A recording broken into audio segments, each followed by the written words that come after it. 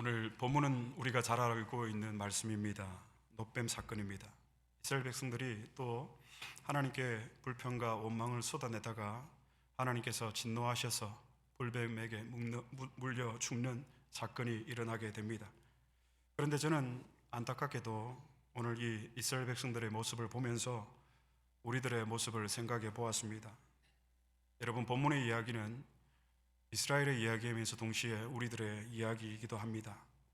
놋뱀 사건은 지금으로부터 약 3,500년 전에 아주 오래된 과거에 있었던 이야기입니다. 그런데 오늘 우리가 다시 이 말씀을 대하는 까닭은 이게 오늘 저와 여러분 우리의 모습들이기 때문입니다. 그렇지 않고 이 놋뱀 사건은 아주 오래된 과거의 사건이고 지금은 그런 일이 없다고 하면 왜 우리 손에 성경이 쥐어져 있겠습니까? 그래서 우리는 불평과 감사 사이에서 늘 갈등합니다. 그런데 여러분, 우리의 입술이 불평하는 것은 단지 불평으로 끝나는 것이 아니라 하나님이 가장 싫어하시는 것이 우리의 불평입니다. 왜냐하면 하나님께서 우리의 불평을 다 듣고 계시기 때문입니다. 우리는 하나님을 살아계신 하나님이라고 고백을 합니다. 그렇습니다. 하나님은 과거에도 현재에도 장래에도 분명히 살아계셔서 우리를 지키고 우리를 살피시고 계십니다. 그리고 그 하나님께서는 살아계신 하나님께서는 우리의 불평도 우리의 감사도 다 듣고 계십니다. 그러면 여러분, 하나님께서 어떤 사람을 더 좋아하시겠습니까? 당연히 불평하는 사람보다는 감사하는 사람일 것입니다. 그래서 정말 저는 우리들이 진심을 다해서 하나님께 감사를 드리면 하나님이 감동받으신다라고 저는 믿습니다. 그러나 이스라엘 백성들은 살아계신 하나님의 이 놀라운 은혜와 기적을 체험하고도 불평과 원망을 다시 쏟아냅니다. 여러분, 성경에서 말하는 불평은 단지 인간의 불편한 마음이 아니라 하나님에 대한 불신, 이것이 불평이라는 것입니다. 즉, 우리의 불평은 우리의 믿음 없는 행위의 증거라는 것입니다. 하나님을 믿지 않는 가장 큰 증거가 무엇일까요? 여러분, 불평과 불만이라는 사실을 여러분들은 알고 계십니까? 그러므로 우리의 불평과 불만은 하나님에 대한 불신의 뿌리이기도 합니다. 이스라엘 백성들은 이제 40년 광야 생활을 마치고 약속의 땅 가나안 땅을 그들의 눈앞에 두고 있습니다. 그러나 그들은 어쩌면 지금 가장 힘들고 어려운 시간을 보내고 있는지도 모릅니다. 여러분, 하루 일과 중 언제가 가장 어두운 때인 줄 아십니까? 새벽 동트기 직전이 가장 어둡다라고 합니다.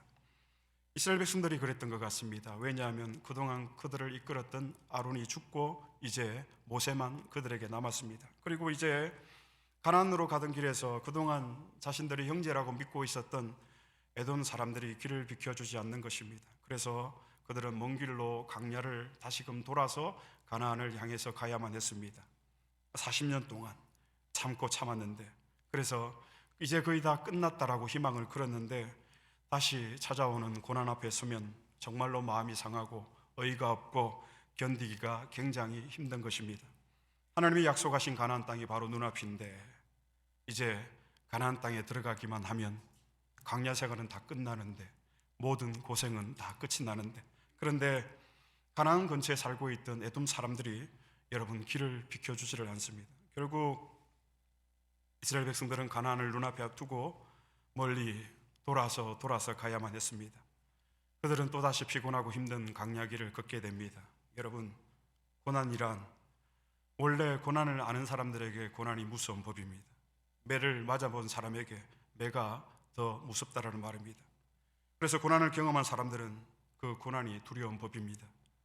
광야의 고난으로 인해서 지쳐있고 힘들어있던 그들이 다시 광야를 돌아가는 이 상황 가운데서 그들의 마음이 지치고 마음이 몹시 상했습니다.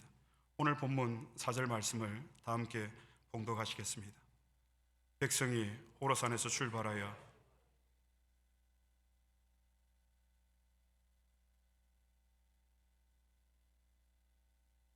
에돔이 이스라엘 백성들이 자신들의 땅을 밟고 지나가는 것을 허락하지 않습니다.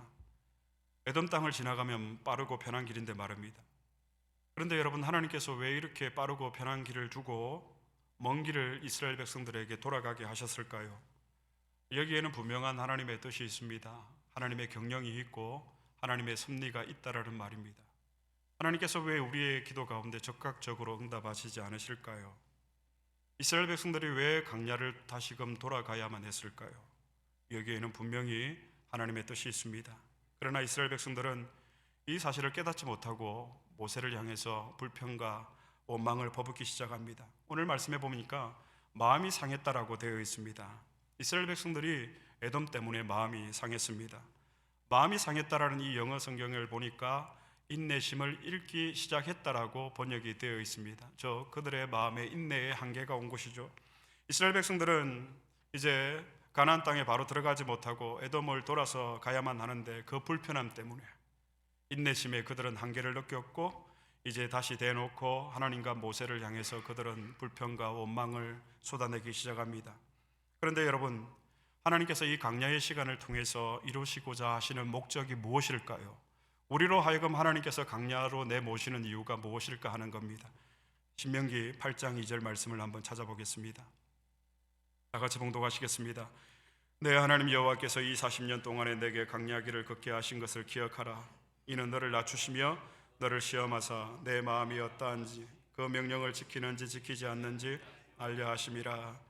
이 40년 동안에 네게 광야길을 걷게 하신 것을 기억하라. 이는 무엇 하시기 위해서 너를 낮추시며. 하나님께서 우리에게 광야의 시간을 주신 목적입니다. 그런데 우리는 아무것도 아니면서 얼마나 우리가 교만합니까?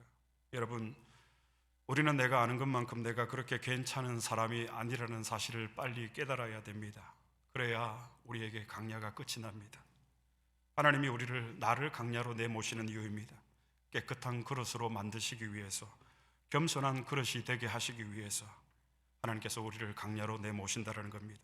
하지만 이스라엘 백성들은 이것을 몰랐습니다. 그래서 끊임없이 그들은 하나님을 향해서, 모세를 향해서 불평과 원망을 다시 쏟아냅니다. 오늘 본문 5절의 말씀 다시 한번 봉독하시겠습니다.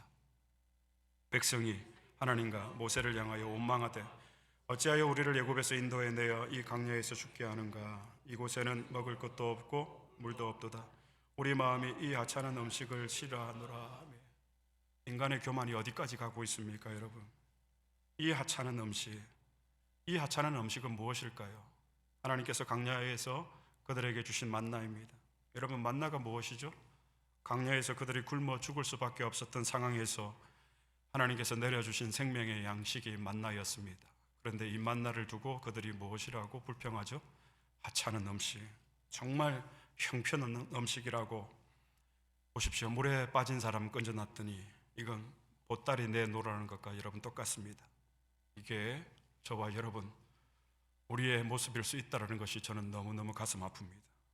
우리도 마찬가지입니다. 누울 수 있는 작지만 집에 있고, 오래된 차지만 굴러가는 차가 있고, 우리의 가족이 있고 형제가 있고 좋은 교회가 있는데 우리의 입에서 끊임없이 터져 나오는 것은 무엇입니까? 불평과 불만이 터져 나오지 않습니까? 여러분, 그런데 이것은 우리가 이스라엘 백성들처럼 영적으로 병들었다는 증거입니다. 곧 하나님 앞에서 감사를 잃어버린 것입니다. 그래서 사랑하는 여러분, 매일매일의 삶 속에서 우리가 평범할지라도 당연시 여기고 있는 것들을 지나치지 마시고 그 일상의 평범함 속에 담긴 그 하나님의 깊은 사랑을 여러분 깨달으시고 언제나 작은 것에서부터 감사하실 수 있는, 감사하시는 저와 여러분이 될 수 있기를 바랍니다.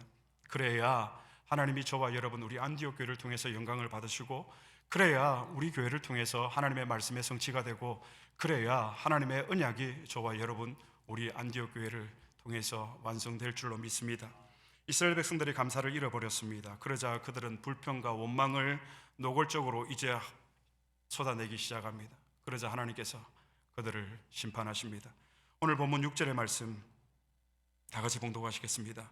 여호와께서 불뱀들을 백성 중에 보내어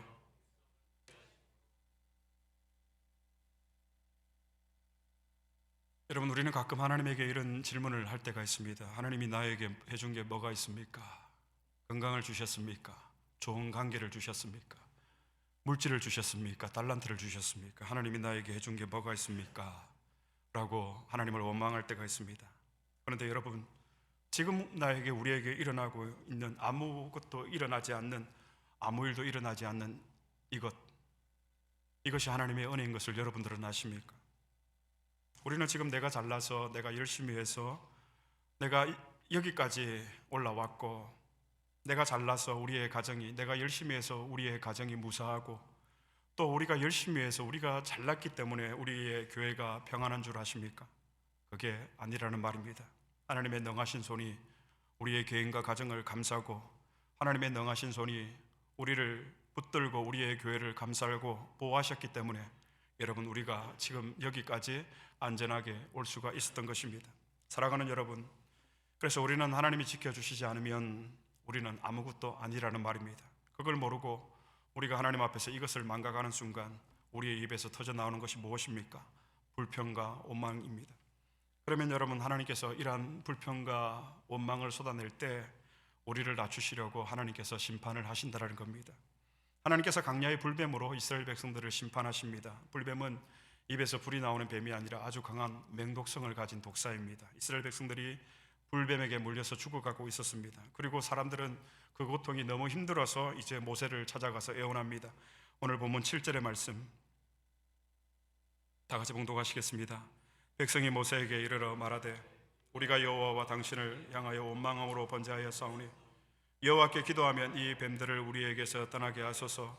모세가 백성을 위하여 기도하며, 이스라엘 백성들은 모세에게 우리가 잘못했으니 제발 우리를 살려달라고 모세에게 간청합니다. 그러자 모세가 하나님 앞에 나아가서 하나님을 대면합니다. 모세는 하나님 앞에 하나님, 이 백성들 용서해 주옵소서라고 하나님 앞에 기도를 하고, 하나님께서는 모세의 기도를 들으신 증거로 불뱀을 만들어서 장대 위에 높이 달라라고 말씀하십니다. 오늘 본문 8절의 말씀입니다. 다 같이 봉독하시겠습니다. 여호와께서 모세에게 이르시되 장대 위에 매달아라. 물린 자마다 그것을 보면 살리라. 하나님께서 모세에게 놋뱀을 하나 만들어서 나무 위에 달아라. 누구든지 그 놋뱀을 바라보는 자는, 누구든지 그 놋뱀을 쳐다보는 자는 죽지 않고 모두 살리라 약속하셨고 말씀해 주셨습니다. 그런데 우리는 하나님께서 놋뱀을 세우시고 다른 어떤 것도 이스라엘 백성들에게 요구하지 아니하시고, 또 그들의 죄에 대한 책임도 묻지 아니하시고, 그것을 바라보는 자는 살게 되는 이 사건을 두고 그저 용서의 사건이라고 말할 수가 있을까요? 과거에 저는 이 본문을 가지고 유치부에서도 설교를 했고, 초등부에서도 설교를 했고, 그리고 대학부 청년부에서도 이 본문을 가지고 설교를 한 적이 있습니다. 그때 이 놋뱀의 사건은 용서의 사건이라고 그렇게 설교를 한 것 같습니다. 그런데 오늘 다시 이 본문을 가지고 여러분들과 말씀을 나누면서 요한복음 3장에서 예수님께서 민수기 21장 오늘의 본문의 놋뱀 사건을 두고 설명하신 내용이 있습니다. 저는 다시 거기에 초점을 맞추려고 했습니다. 본문의 놋뱀은 우리가 알다시피 예수 그리스도를 예표합니다. 그리고 민수기 21장의 이 놋뱀의 사건 컨텍스트에서, 그러니까 문맥에서 그 유명한 요한복음 3장 16절의 말씀이 나옵니다. 하나님이 세상을 이처럼 사랑하사 독생자를 주셨으니 이는 그를 믿는 자마다 멸망하지 않고 영생을 얻게 하려 하심이라. 그래서 여러분, 이 놋뱀 사건은 우리가 알고 있는 용서의 사건이기도 하지만 사실은 하나님의 마음을 보여주는 하나의 큰 예시적인 사건이기도 합니다. 흥미로운 것은 예수님께서 오늘 본문 민수기 21장 말씀을 가지고 요한복음 3장에서 자신이 들려질 것에 대해 말씀하시는 내용이 요한복음 3장에 나와 있습니다. 성경을 찾아보겠는데요, 그래서 우리는 민수기 21장과 요한복음 3장의 내용을 주목해서 볼 필요가 있습니다. 요한복음 3장 14절로 15절의 말씀 다 같이 봉독하시겠습니다. 모세가 광야에서 영생을 얻게 하려 하심이라. 모세가 광야에서 뱀을 든 것 같이 인자도 들려야 하리니. 저는 오늘 설교를 준비하면서 이 민수기 21장의 놋뱀 사건이 무엇을 의미하는가에 주목하기보다는 이 사도 요한이 요한복음 3장에서 말하고 있는 인자도 들려야 하리니, 이 말씀에, 이 내용에 좀 더 집중해 보고 싶었습니다. 요한의 표현 중에 인자도 들려야 하리니, 이 들린다라는 말은 여러분 높이 올리다, 영광을 받는다라는 의미로 사용된 단어입니다. 곧 요한이 인자도 들려야 하리니라는 말은 예수님의 십자가의 죽음을 의미하는데, 곧 요한은 예수님의 십자가의 죽으심을 가리켜서 요한은 무엇으로 표현을 하고 있다는 것이죠? 들림, 인자도 들려야 하리니 높이 영광을 받다, 높이 올리다. 그러면 여러분, 요한복음에서 사도 요한은 왜 예수님의 죽음을 들림이라고 했을까요? 사람들은 십자가의 사건을 당시에 저주의 사건이라고 불렀습니다. 그런데 사도 요한은 왜 예수님의 이 십자가의 사건을 저주의 사건이라고 표현하지 않고 인자도 들려야 하리니 들림이라는 말을 사용해서 이 십자가의 사건을 왜 영광의 사건으로 표현했을까 하는 것입니다. 그리고 우리를 위해 십자가에 달려 죽으신 예수님에 대한 이 사도의 영광스러운 표현을 또한 우리가 어떻게 받아들여야 할까 하는 것입니다. 여러분, 오늘 저는 우리가 너무나도 잘 알고 있는, 너무나도 익숙해서 그래서 교회 안에서 사라져버린 이 예수님의 십자가 사건, 이것을 두고 사도 요한이 표현한 대로 인자가 들려야 하리니, 이 표현에서 저는 크신 하나님의 은혜를, 하나님의 위로를 받았습니다. 여기에 사무치는 깊은 은혜가 있었습니다. 3주 전에 이 본문을 가지고 여러분들과 나누려고 했습니다. 저의 계획대로라면 3주 전에 주일 이 본문을 가지고, 이 내용을 가지고 여러분들과 나누려고 했습니다. 그런데 기도하면서 오늘 여러분들과 함께 창립 32주년 기념 주일에 이 말씀을 나누어야 되겠다라고 생각을 했습니다. 그러니까 한 달 정도 계속해서 이 말씀을 저는 개인적으로 묵상을 해왔습니다. 깊은 은혜가 있었습니다. 왜냐하면 하나님이 우리를 사랑하셨다라는 증거가 이 말씀에 있었기 때문입니다. 여기에는 영광이 있고, 여기에는 기쁨이 있고, 여기에는 감사가 있고, 여기에는 틀림없이 사랑과 위로가 있다라는 말입니다.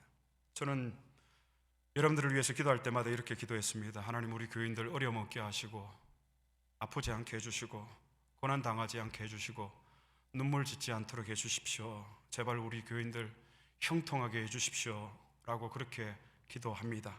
하지만 오늘 이후부터는 그렇게 기도하지 않으려고 합니다. 이제부터는 저는 여러분들을 위해서 기도할 때 이렇게 기도하려고 합니다. 주님, 사랑하는 교인들, 주님의 나라와 주님의 교회를 위해서 고난받게 해 주십시오.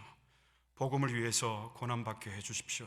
그래서 높이 들려지게 해 주십시오. 그렇게 여러분 기도하려고 합니다.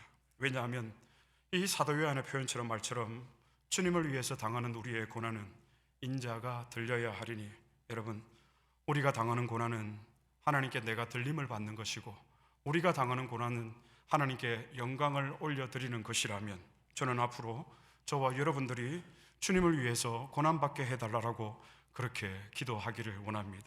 그렇게 저는 하나님께서 그의 아들 예수 그리스도를 십자가에 매달아서 저주를 받게 하셨을 때 하나님의 마음이 그런 마음이었겠다 싶어서 저는 주님께 배우고 싶었습니다. 그렇게 아들을 친히 십자가에 매달아서 저주가 영광이 되게 하신 그 주님께서 고난당하는 우리들을 보시는 마음도 그러지 않을까 저는 생각했습니다. 하지만 여러분, 내 자녀가 고난당하고 내 자녀가 아파하는 것을 좋아할 부모는 아무도 없습니다. 그런데 말씀 한마디면 이 세상의 모든 문제를 다 해결하실 수 있는 그 전능하신 하나님이 도대체 왜, 무슨 생각과 무슨 계획을 가지고 계셨길래 아들이 그렇게 십자가에서 처절하게 고통받고 괴로워하는데도 침묵하셨던 것을 저는 알 수는 없지만, 그럼에도 불구하고 나무에 매단 그 십자가의 고난에는 하나님의 선하심, 하나님의 인자하심이 있었다라는 것을 알게 된 이상, 저는 이제 내 사랑하는 주님 앞에, 하나님, 우리가 받는 고난은 하나님의 영광임을 믿습니다. 우리로 하여금 이 고난의 길을 가게 하셨다면 이 고난이 하나님의 영광임을 믿습니다. 이 고난이 우리를 높이 들려지게 하시려는 하나님의 사랑임을 믿습니다. 이런 고백을 하고 싶다라는 말입니다. 말씀을 맺겠습니다. 지난 2년 우리는 참 많이 울었습니다. 답답해서 울고, 억울해서 울고, 불안해서 울고, 서러워서 울고, 괴로워서 울고, 앞이 보이지 않아서 울고, 힘이 없어서 울고, 아무도 함께 해주지 않아서 울고.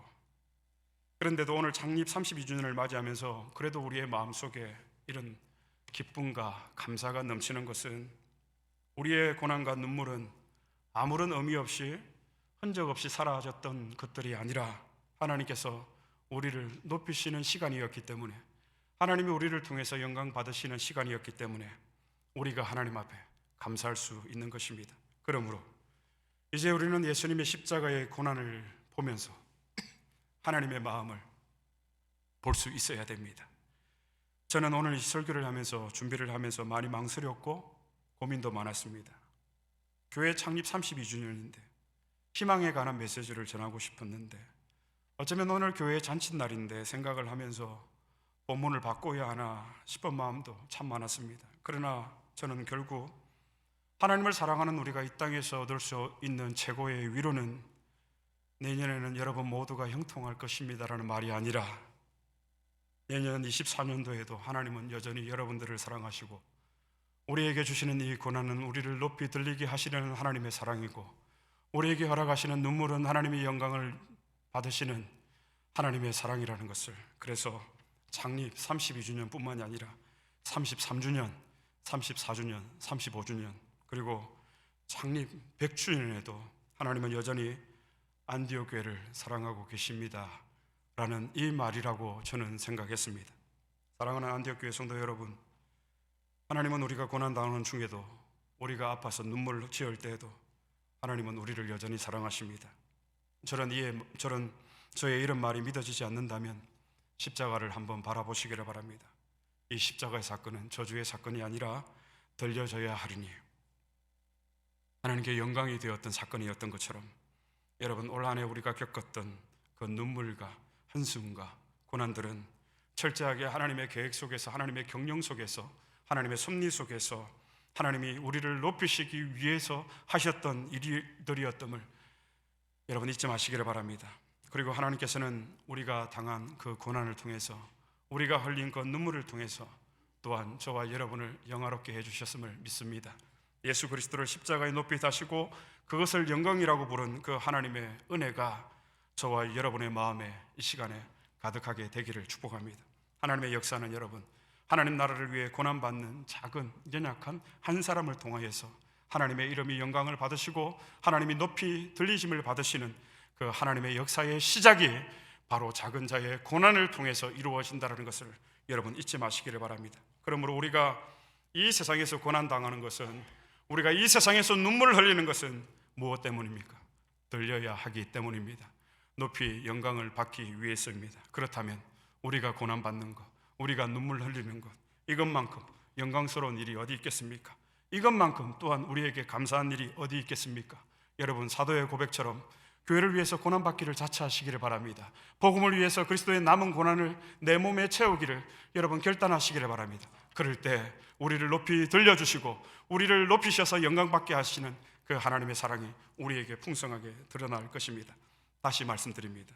우리가 당하는 고난, 우리가 흘리는 눈물은 우리를 높이 들려지게 하시는, 우리를 높이 들어서 영광받게 하시는 하나님의 사랑입니다.